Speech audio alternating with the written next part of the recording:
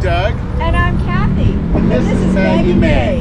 Join us as we follow the moon. We are standing in front of the historic M building here in downtown Casper, Wyoming. And we'll show you more about why the M building is important to downtown Casper, but we'll show you more about everything to see and do in Casper, Wyoming. Come along. Now, we got to start off our morning with breakfast. That's right. So we're off to the Bluebird. This spot was Bluebird Mercantile, then it became Bluebird Grocery, and then in the 70s it became the Cheese Barrel Restaurant. Well, as of the early 2020s, it's now under new ownership. It's reverted back to its Bluebird name. And boy, does this place have a reputation for breakfast and lunch. Hey, everybody in town comes here. They're only open from 6 a.m. until 2 p.m., but they've got a great breakfast and lunch menu, and their fans are so just over the moon with Bluebird. You walk in and they recognize you by name. Now, Cathy had French toast with bacon and their special breakfast potatoes that are out of this world. And I had a burrito that had chorizo, green chilies. It was incredible. So after a great hearty breakfast, we are off to the Tate Geological Museum. And just to give you an idea, we've done a couple of dinosaur and fossil museums lately, so we're giving you just the quick tour here. But that giant woolly mammoth skeleton ought to be enough to make you want to come. That's right. This is on the grounds of Casper College, and it's definitely worth a stop by. Those are the feet of a giant dinosaur. Now, if that's not enough about dinosaurs, we're now off to the Alcova Dinosaur Trail. This is about a half hour southwest of town.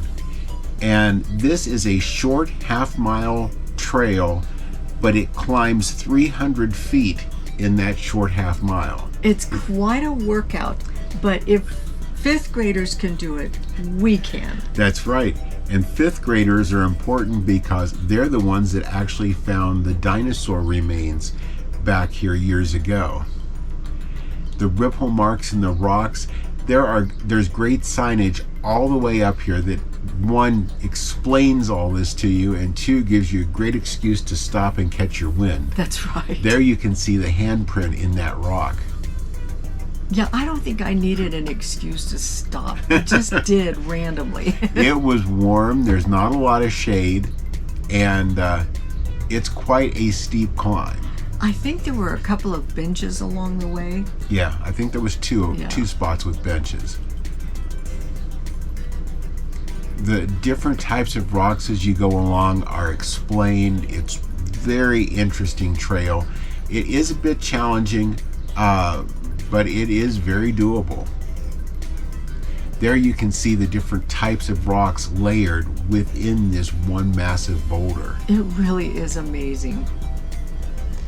Now, these guys are like little squid creatures, and you can see the marks where their fossilized bodies had been there. The view's incredible. You're looking out over the reservoir, Lake Alcova. The ammonites, right below the sign, you can see their imprints in the rocks right there. And there's even clams. And you can see their shell imprint. It's so strange to think all this was underwater. Mm-hmm. Yeah, especially as high up as we climbed, yes. It was a great trail. It was a great challenge.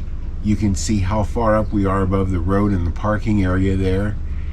And this is one of the spots where the dinosaur bones had been found. Now, all you see now are holes where they've been removed. They were actually taken to a museum. Now, Natrona County High School, one, is a beautiful building, But we're bringing this to you because starting in 2023, they did a vote in town to determine what building they were going to make a special Christmas ornament of for Casper. And the Natrona County High School, which is now 100 years old, was the one chosen for the 2023 ornament. It's pretty amazing. It is, and it's 100 years old. It's still being used as school. They've added on to it, obviously. They've got a great sports complex behind it, but it's really been taken care of. The M building and the Wells Fargo Tower downtown were just chosen to be the 2024 ornament. And this is quite an incredible structure. It was built as a Wyoming National Bank. It then became Wells Fargo Bank. It got partitioned off in the middle, and the whole architecture just got ruined. And they've since now taken all of that out. Wells Fargo's moved into a building beside it. This main space is all an event center, and then there's medical offices on the other floors. It's beautiful, but it did sit empty for a while, didn't it? It did. That's the view from upstairs, but it's just absolutely magnificent. The fellow that designed this designed a home in Denver, a savings and loan in Colorado, and there is the tower behind it. He also did a building that was in a Woody Allen movie too. Now, we went to see Whitewater Park. I'm not sure, the sign says Amico Park. I'm not sure which name it should go by, so we put both on there. I think this should be the next year's. This should be number 3. I think this should be the next Christmas ornament also. That is a reconstructed oil rig, and that's what the oil rigs looked like in the day. They could drill up to 1.5 miles deep with that type of a rig, and that's one of the reasons this is known as the Oil City. And they did use original pieces to put this all together. Absolutely. It sets right along the river, and you'll see why the name Whitewater Park is fitting. The city provides life jackets all up and down this section. It is so cool. And they say that they are from the city of Casper on them, but they're there that if you want to get in the water, definitely grab a life jacket, because that water moves right along. A little less than 1/2 mile up the road is the old Tate pump house. That's the actual old historic building that's been completely renovated, and it's now also an event center. But that used to pump potable water to several small towns throughout the area. Right there beside it is the bridge that will take you across the river, and the views from the river or from the bridge are just amazing. Yes, they are. And that is fast water. It really is. There was people over there on the banks fishing. I mean, the people really do enjoy this area. Now, this was a little bit off the beaten path. This is the Central Wyoming Model Railroad Association building. It actually sits at an entrance to a mobile home park. So you could miss this so easily. And it's so unexpected from the outside. Absolutely. It's only open parts of 3 days a week, so be sure to check their website, and they do suggest if you're planning a visit to call to make sure that somebody will be there on those days. We went on a Saturday and the place was hopping. Yes, it was. And they're just so fun to stand around and talk to. They've got great model train sets. They were showing about the buildings, how they'll craft them out of cardboard, and once they've got everything fit together, then they actually have a 3D printer that they use to recreate them in plastic. There's the Wells Fargo Tower and the M building. But yeah, they've made some of their own bridges, their buildings. They've really done an absolutely amazing setup. You can spend hours just wandering through their little streets. There's mines and mine shafts in there. There's warehouse buildings. There's the moon. I think there was the library. Yeah, the city library was in there. And trains. Uh-huh. And they were running. Yep. I don't know what it is about trains. I know. Now, next up, we are at the National Historic Trails Interpretive Center. This is actually put on by the Bureau of Land Management, the BLM.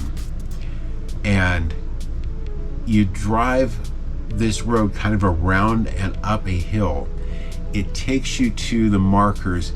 They have the Oregon Trail section, the California Trail section, the Pony Express Trail section, and the Mormon Trail section.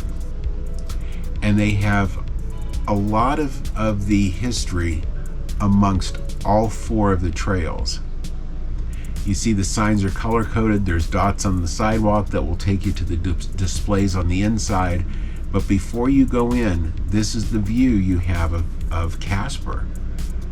It's a beautiful area. Includes the Welcome Center and includes the scenic overlook. But this is what it looks like inside. And they talk about the different ways the West was settled and how they all impacted this area in Wyoming. Really a neat interactive center, a lot of great information. If you're an adult, older person, wanting to find out more about the trails. If you're a youngster, there's lots of things in there to keep your interest. Yeah. Yes. This was an actual Conestoga wagon that was refurbished and donated. And I look at that, if it just had a slide on it, it'd be livable. That's right. That's right. This is something that's just new in Casper, Wyoming. This is a Latter-day Saints temple, and it is just completing being built, and in October of 2024 it will be going through its dedication service. Our understanding is this is the closest, the next closest one is in Rapid City, South Dakota, 5 hours away. Beautiful building. It is absolutely amazing, and it's something you see it for miles coming down the road. Yes. Another type of building that's also absolutely amazing, the Oldtown Pump. Coming in on Collins Drive, this used to be the main road in here. It was lined with fuel stations. This was kind of the oil center of town. And once the interstate came in and the traffic was going different ways, it's now about the only gas station out in this area. It's been around for over 70 years. Those pumps are 60 years old. They're the old style pumps that each pump has its own specific grade of gasoline. But they've kept the look of it. The service bays are no longer used for service there. But you think about the old-time gas station bathrooms, it looks just like the old days. Yep. They even have their own tanker truck parked around back. I bet that does parades. Yeah, I'll bet so. They also have this self-service area for car washes and for service. You can take your car in there, they will run it up on the lift for you. You can do your own oil change. Now, Veterans Park, this is right kind of in the middle of the downtown, and just a nice little grassy space park, but a lot of great things to honor the veterans. That is a time capsule that actually has pictures and items from them that'll be opened in a few years.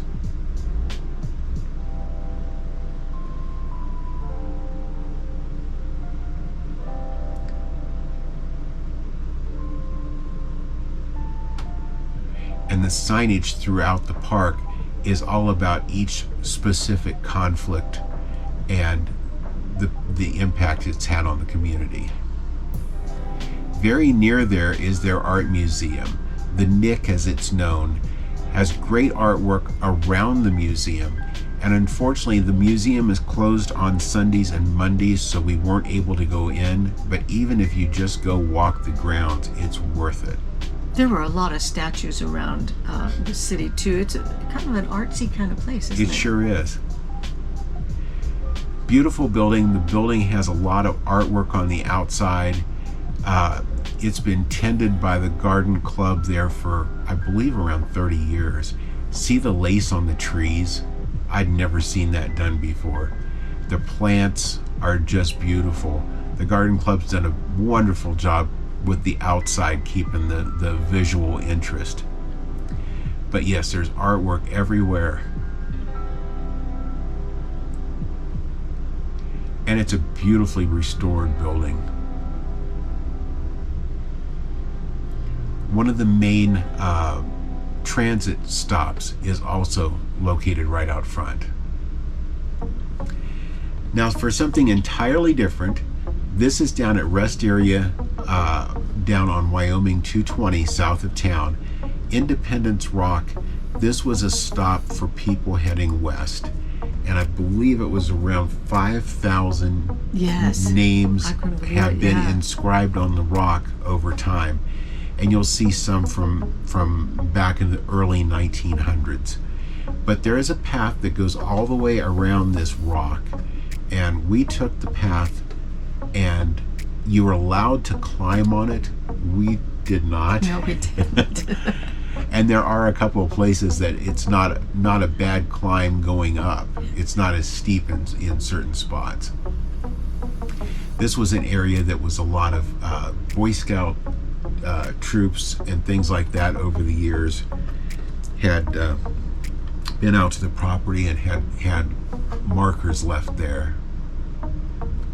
Some of them were back in the 20s. Yes.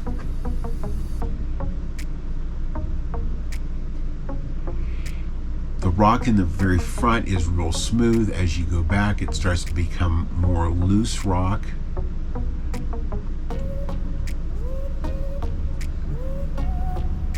And you do see signs of animals out there. We heard prairie dogs barking at us. But if you see running there, we're going to zoom in there a little bit. That is a mama pronghorn and two babies running across there. We saw several of them out there in the field. On these rocks, if you start to, especially as you go around towards the back, there's less of the lichens and things like that growing on the rock. You can start to see more and more of the signatures, like what you're seeing there at the bottom. Yeah, it was pretty cool. Some of them are dated. One was May 13th of 25. Yeah.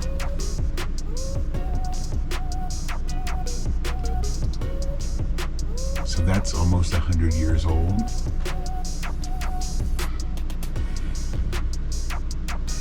I'm going to wear a hat and use insect repellent because those flies were brutal. Flies and little stinging bees of some sort. Yeah, they were no trick. This looked like a little cemetery that was along the side of the rock at one point.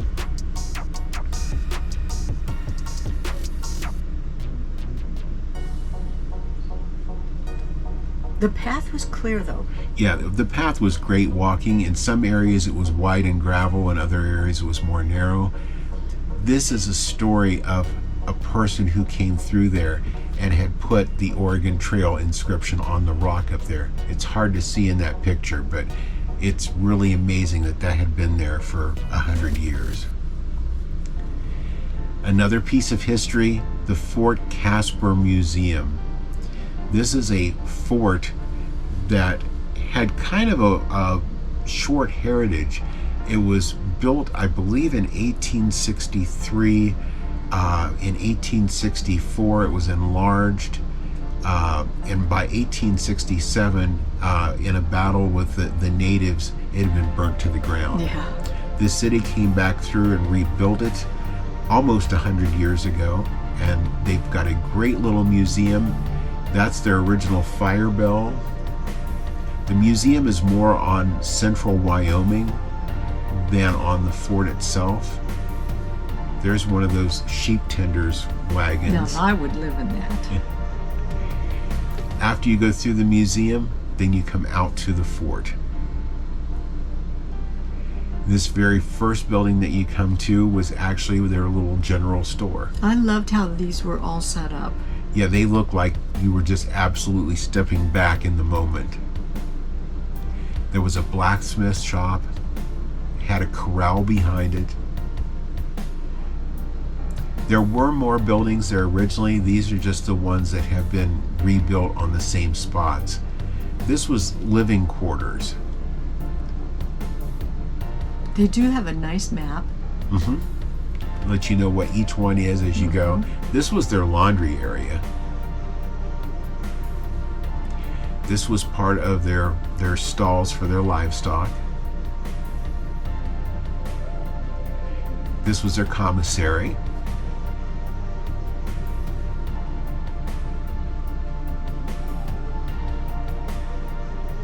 You could see the well out there in the middle.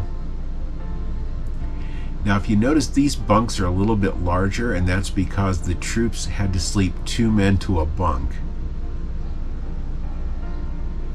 And this is their teletype office. Now, they did build a 1,000-foot long bridge. This is a little bit of a reconstruction of it. That's the Mormon ferry. That was the ferry that crossed the river. Definitely worth your time to go walk around. I think it was $4 admission per person, $3 for seniors. It was a great deal. Casper Mountain Lookout. This is as you go up Casper Mountain, and you've got a beautiful view of the town of Casper there in the valley.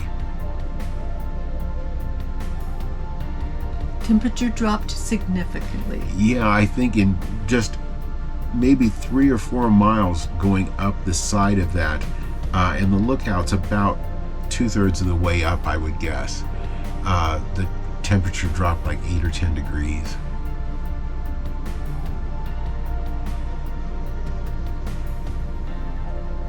That's quite a view. It is. And Casper's quite a town. Yep.